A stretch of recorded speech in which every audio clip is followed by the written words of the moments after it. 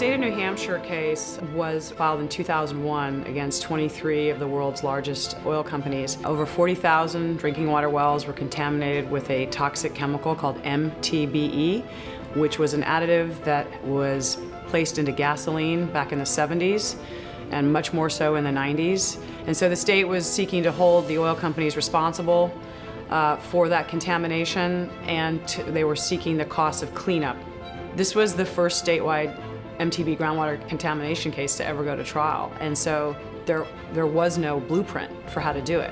I really wanted to rely on the documents and testimony from Exxon's own files and own witnesses because I thought it was very compelling. Before Exxon ever decided to add MTBE to gasoline, they actually commissioned a year-long study with all of their environmental experts and scientists looking into this issue. Their scientists wrote a series of memos where they recommended that because of MTBE's propensity to travel much faster in groundwater and the potential to contaminate many more drinking water wells that would then be much more difficult and expensive to clean up, Exxon's own environmental engineers recommended that MTBE not be added to Exxon's gasoline.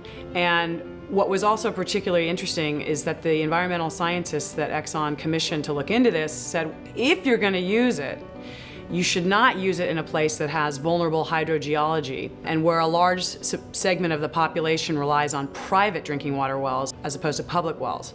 And of course, that fits New Hampshire. New Hampshire, unlike a lot of states, has a lot of fractured bedrock. And that is particularly susceptible to groundwater contamination with a chemical like MTBE. And so when gasoline gets into the nooks and crannies, it's much more difficult to get out. You have to drill into the bedrock as opposed to soil, so it's much more expensive.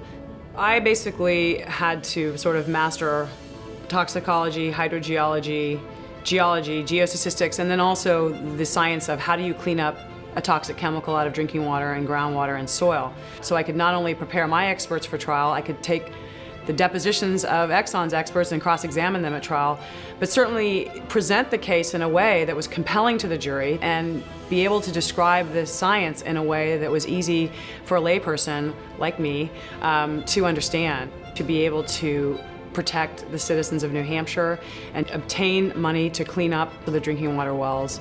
It was a daunting challenge, but also one that was very unique and really fulfilling.